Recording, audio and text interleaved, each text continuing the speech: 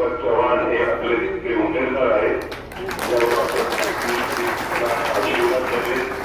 आपण सगळ्यांचं सगळ्यांनी स्वागत करावं. आरोग्याच्या निवडणुकीच्या निमित्तानं तुमचं गाव हे पालटण विधानसभा मतदारसंघामध्ये आहे. ही राष्ट्रवादी काँग्रेस पक्षाचा घड्याळाचा चिन्ह घेऊनच आपण उमेदवार देणार आहोत. दीपक चव्हाण हे आपले तिथले उमेदवार आहेत. दीपक चव्हाणांना सहकार्य करावं.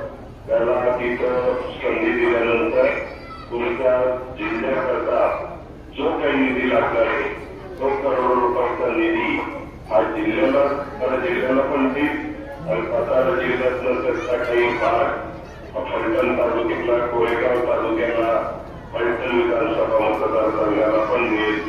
त्याबद्दल माझ्या बोलण्यावर विश्वास माझ्या मानवलीने